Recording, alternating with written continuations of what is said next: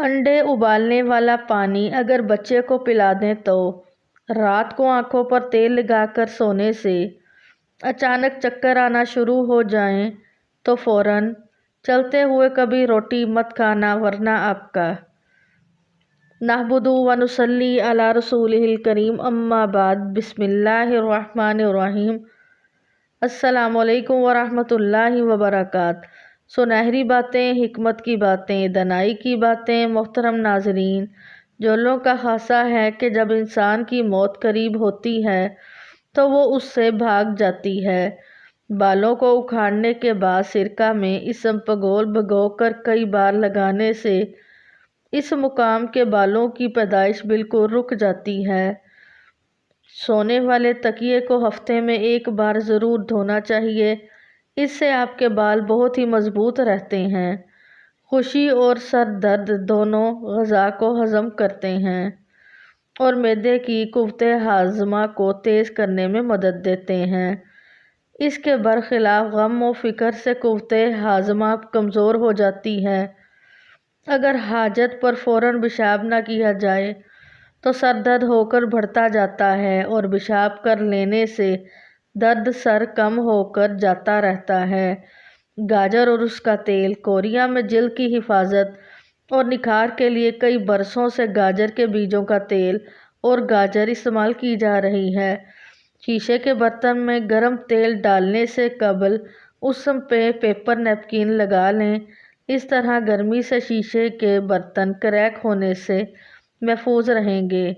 گھر میں ریشمی ساڑی دھونا ہو تو پانی میں واشنگ پاؤڈر کے ساتھ تھوڑا سا لیموں کا رس بھی ڈال دیں، یہ رس ساڑی کو بد رنگ ہونے سے بچائے گا اور سلک کو نرم بھی رکھے گا۔ اپنی جویلری کو چمکدار اور روشن بنانے کے لیے انہیں ابلے ہوئے آملہ اور ریٹھا کے پاؤڈر میں 1 گھنٹے کے لیے چھوڑ دیں، اس کے بعد کسی پرانے ٹوتھ برش سے انہیں رواں پانی میں دھو لیں۔ سر درد اور کھچاؤ کی تکلیف سے نجات کے لیے آپ زیادہ سے زیادہ مچھلی کھائیں، کیونکہ مچھلی کے تیل میں درد سے نجات دینے کی صلاحیت ہوتی ہے۔ اس کے علاوہ ادرک کا استعمال بھی درد میں فائدہ مند رہتا ہے۔ جس بچے کے پیدا ہوتے ہی سر پر گھنے بال ہوتے ہیں اس کے دانت جلدی باہر آ جاتے ہیں۔ جو بچہ گرتا زیادہ ہے، ایسا بچہ بڑا ہو کر چالاک، ہوشیار اور سمجھدار بنتا ہے۔ جو بچہ بچپن میں گلا پھاڑ پھاڑ کر روتا ہے، ایسا بچہ بڑا ہو کر ہنستا بہت زیادہ ہے۔ جو بچہ اپنے دائیں آنکھ بند کر کے رو رہا ہو تو سمجھ جائیں اس کو قبض کی شدید شکایت ہے۔ جو بچہ اپنے پاؤں کے انگوٹھے کو چوس رہا ہو تو سمجھ جاؤ اس کا موڈ بہت اچھا ہے۔ جو بچہ اپنے ہاتھوں کے انگوٹھے کو چوسے تو ایسا بچہ بڑا ہو کے ذہین بنتا ہے۔ جو بچہ مٹی اور پتھر زیادہ کھاتا ہے، ایسا بچہ بڑا ہو کے خاموش اور شرمیلا بنتا ہے۔ جو بچہ اپنے دائیں ہاتھ کی مٹھی بند کرے تو سمجھ جاؤ بچے کو شدید قسم کی بھوک لگی ہوئی ہے۔ بچہ ہاتھ پاؤں مارنا شروع کرے تو سمجھ جاؤ اس کے پیٹ میں شدید درد ہو رہا ہے۔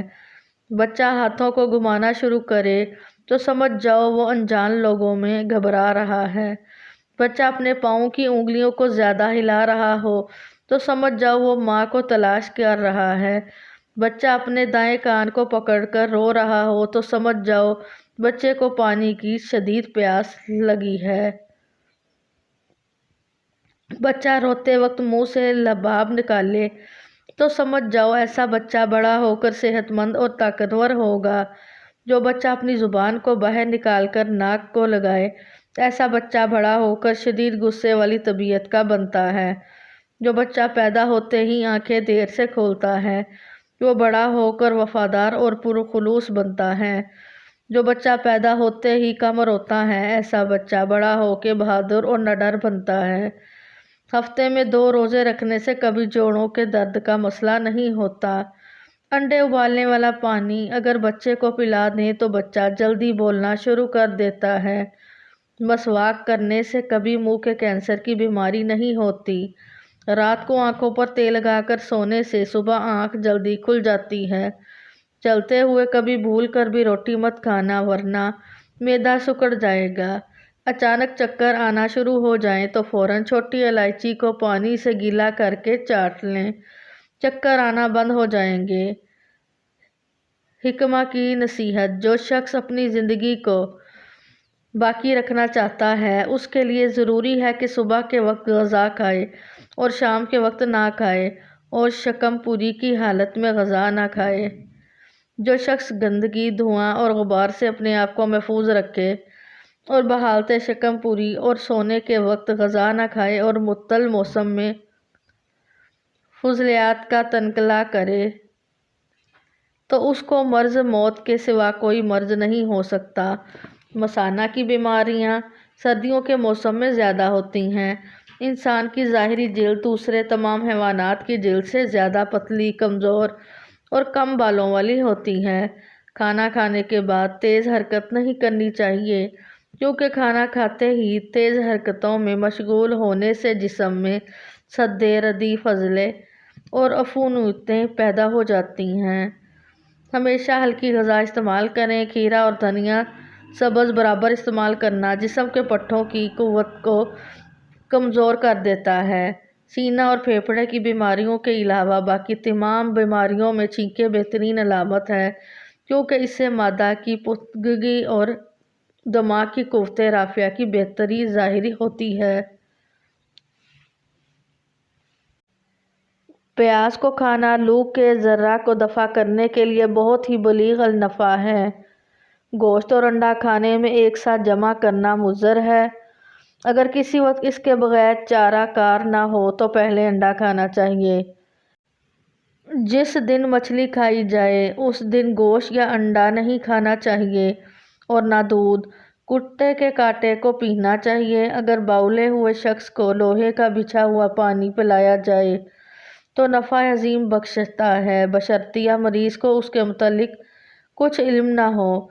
रात को सोते वक्त नाक में तेल लगाना या तेल की रुई भिगोकर नाक के सुराख में रखना होंठों के फटने के लिए बहुत ही नफ़ा बख्श है। किसी मुसलमान को काफिर मत कहो, क्योंकि ये खुदा के नज़दीक बुरी बात है। जब तक शरीयत पर अमल ना करोगे, निजात नामुमकिन है। अगर तुम किसी के साथ भलाई और नेकी नहीं कर सकते तो कम से कम उसके साथ बुराई भी ना करो। दाना वो शख्स है जो अपनी हमाकत व जहालत के सिवा किसी को अपना दुश्मन ख्याल ना करे।